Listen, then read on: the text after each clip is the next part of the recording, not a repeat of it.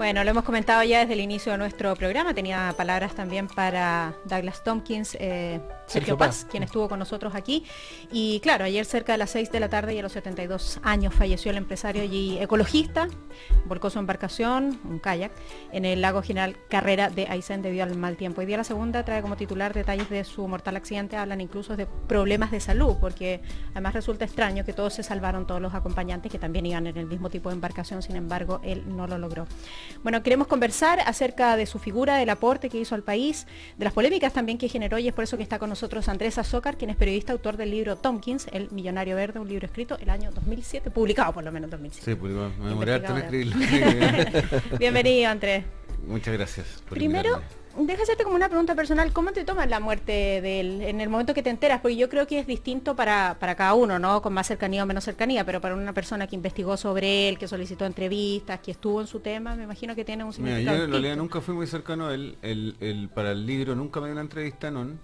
Hablamos algunas cosas en off pequeñas, pero a mí ayer la partida de él, la muerte de él, me generó un sentimiento de tristeza porque creo que o quizás porque los años uno se pone más sensible también, pero además porque yo creo que él era un visionario y dejó un legado que era muy importante, y a la larga su pelea, más allá que la hizo bien o mal, su pelea terminó siendo una pelea legitimada en el Chile de hoy. Entonces, siento que también murió en su ley.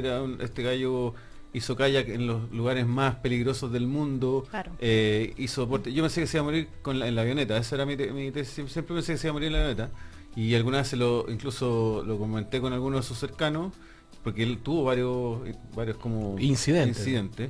Y esa zona es muy peligrosa, entonces, pero igual murió en su ley.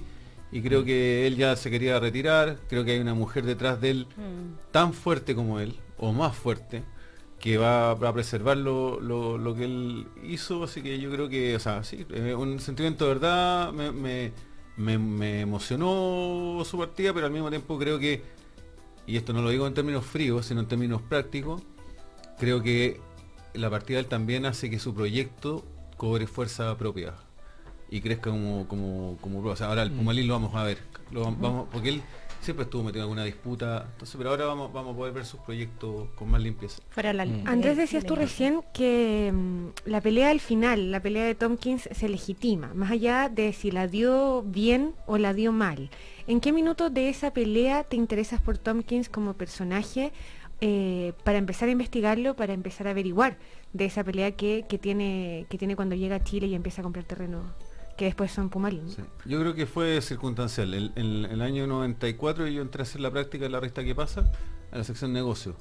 Y todo mi crecimiento profesional en la revista ¿Qué pasa?, coincide justamente con el nacimiento de los movimientos ambientales, enfrentando a grandes proyectos de infraestructura que eran en esa época, Trillium, Celco, Ralco, y un país que empieza a conocer a estos grupos medioambientales, muchos financiados por Tompkins, y empieza este choque cultural en el fondo de un país que que crece económicamente, que valora el crecimiento económico, pero al mismo tiempo se da cuenta que tiene un entorno natural que hay que cuidar. Complejo, sí. Y me interesa también ese choque con el gobierno de Frey, que creo que se suman muchas fuerzas como post-dictadura, en el fondo recelos del extranjero, chauvinismo. Hablemos de ese choque con el gobierno de Frey, que se ha puesto harto sobre la mesa después de la muerte de Douglas Tompkins. ¿Tú te interesas en ese momento por este personaje? Porque, ¿qué pasó con el gobierno de Frey? ¿Qué era Tompkins cuando se enfrenta con el gobierno de Frey?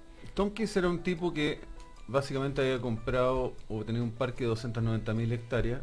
El más grande privado hasta el más grande privado, y donde en el fondo, básicamente por su hermetismo, poco se sabía de él salvo su historia en Estados Unidos. Y eso es súper complejo, porque en el fondo se plantea frente a un país, un personaje que despierta la sospecha de tanto del sector empresarial, porque financiaba a algunos movimientos ambientales, para el mismo gobierno de Frey, porque en el fondo este financiamiento es que esos grupos tienen más fuerza de la que podrían tener y les generan conflictos políticos, y al mismo tiempo él maneja mal sus comunicaciones y genera conflictos que podría haber un poco arreglado y y haber tenido una comunicación mucho más negociadora con la zona, con el lugar, y siembra sospecha en su entorno cultural, en su entorno físico, en el Pumalín. Y todo eso finalmente se transforma en un país donde este gallo se supone era pro aborto, o sea, era pro aborto, pero cuando venía con una ideología pro aborto, la iglesia en contra. Tiene territorio de frontera al mar, la Armada del Ejército en contra. Claro, por la ubicación estratégica. O sea, se ganó todos los frentes. Por eso, y creo que en ese sentido él también, creo que... Hay algo de responsabilidad de él. Sí, porque en el fondo yo hoy día decía que era, y se lee como feo decir que es como Steve Jobs, pero en el fondo yo lo justifico, o sea, es un tipo que no se preocupa tanto de su entorno físico, o sea, emocionalmente, inteligencia emocional no es tan alta, se preocupa mucho su proyecto, el proyecto es lo importante, lo relevante, que concluya, siempre va adelante, es un perro que no suelta su presa, me decían algunos de siempre sus cercanos, y estéticamente era preocupado hasta el último detalle, o sea, si usted... él hasta la etiqueta de la miel de Ulmo se preocupaba, o sea, obsesivo. se preocupaba de las ollas que están en la hostería, o sea, que estuvieran todas las ollas puestas al mismo orden, o sea, y el diseño de si ustedes ven las casas y la hostería, tiene un diseño, o sea, tiene ciertas características, guardando las proporciones, con Steve Jobs. Entonces, creo que a mí me interesa la historia porque veo un personaje que en realidad merece la pena, el gran rival medioambiental que se instala en Chile. Hay un choque cultural ideológico que también me interesa contarlo, un Chile que a mí me parecía que era demasiado conservador en ese sentido. Y hay una historia también de un personaje que es muy atractivo, o sea, Tompkins realmente es muy atractivo, o sea, era muy apasionante él. Ahora, qué duda cabe que es muy rara la figura, porque no estábamos acostumbrados a esta figura como del millonario, que fuera además filántropo y que tuviera una causa delante de su fortuna, ¿no? Sino que teníamos otra concepción del empresario, ¿no? Precisamente tu título del libro es El Millonario Verde. O sea, un tipo que tiene el proyecto delante. Claro, los caprichos del millonario, ¿no? Los caprichos del millonario, claro. Entonces uno lo veía, y aquí hay un símil con otro empresario y millonario, como es Piñera, ¿no? Y hay otro cruce en la vida de Tompkins, que es después de Frey, cuando Piñera hace este parque, ¿no?, en Chiloé, y de alguna manera empieza a hablar con Tompkins, empieza a entender el proyecto y empieza a girar hacia otro lado. Y es una cuestión muy curiosa, los fenómenos que empiezan a causarse ya en la siguiente década, después de los 90, ya entrados los 2000, con un Tompkins como un neo-Tompkins, un tipo completamente diferente. Bueno, yo creo que él logró entender que tenía que cambiar su postura, empieza a invitar a mucha gente al Pumalín para que lo conozcan, lo invita a comer a su casa. Bueno, de hecho ya con Lagos tiene una relación inmediatamente distinta. Lagos es el que le da el carácter de... inicial, claro, pero que todavía tiene esa idea de que no se vaya a construir el progreso. No, claro, idea o sea, que fue pero eso lo tuvo problema, hasta ¿no? el final. O sea, claro. Yo creo que por ejemplo, Lagos, el único ministro, con Villarzul, son los únicos ministros que lo defienden dentro del gabinete de Frey.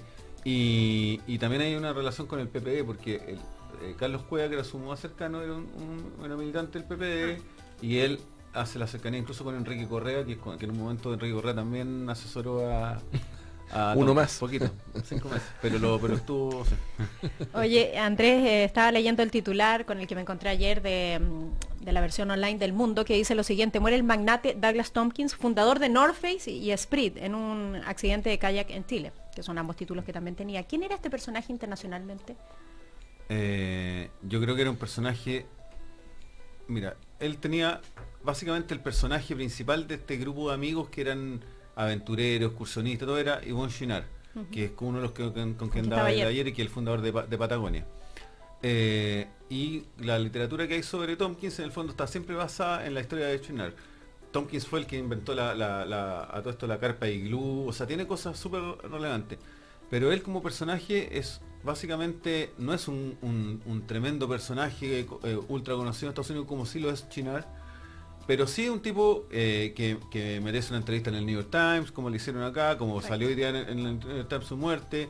Un tipo que fundó una empresa que fue referente en Estados Unidos básicamente por su contacto con el diseño, con los arquitectos. Todas las tiendas eran diseñadas por grandes arquitectos y diseñadores del mundo.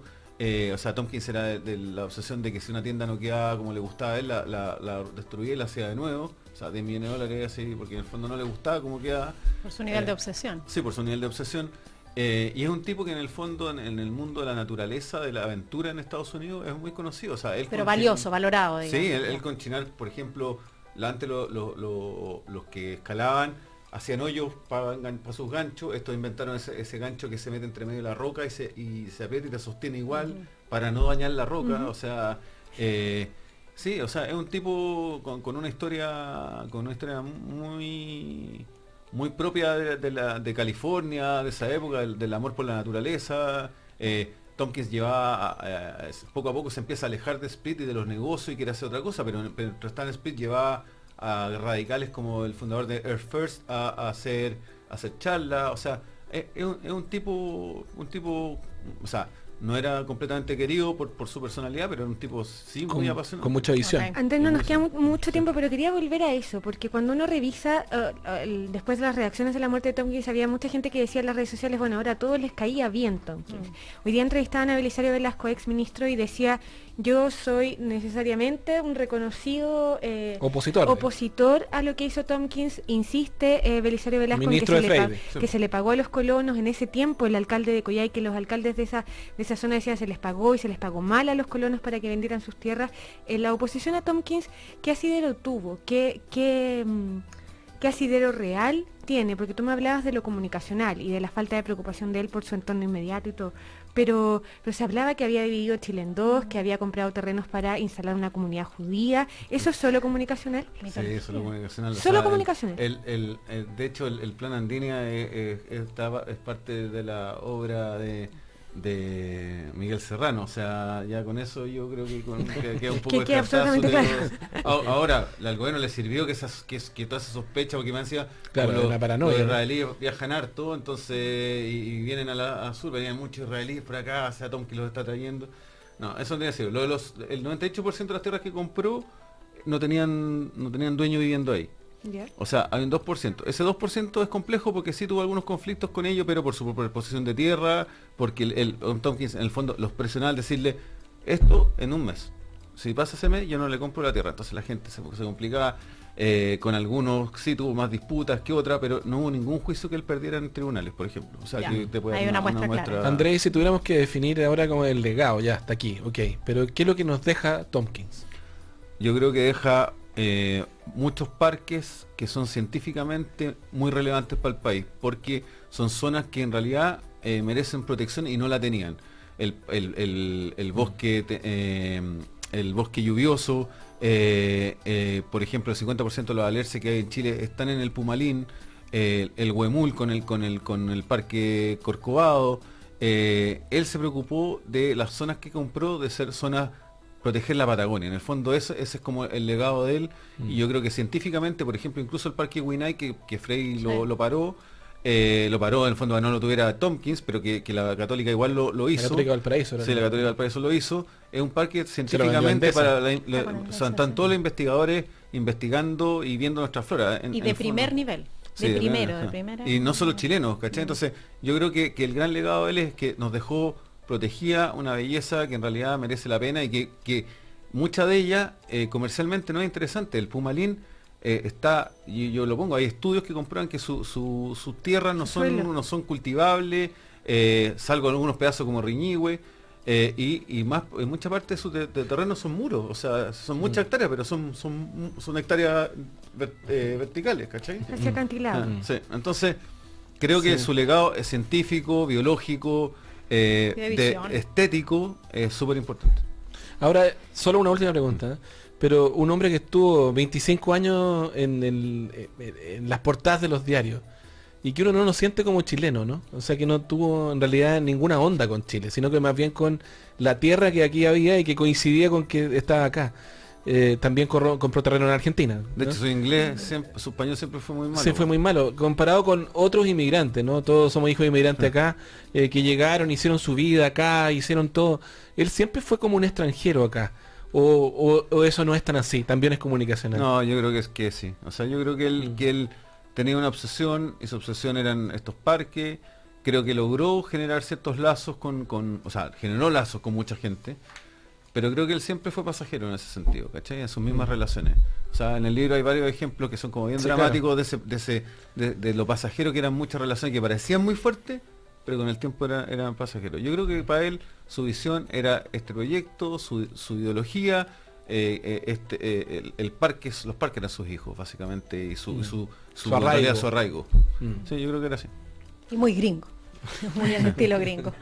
Muchísimas gracias por compartir con Gracias a ustedes por nosotros, invitarme. Andrés Azócar, Muchas gracias. periodista, autor del libro, por si quieren comprarlo, ¿no? Ahora probablemente se va a vender bastante más. Tompkins, el millonario verde. Oye, Gracias. muchas gracias, Andrés.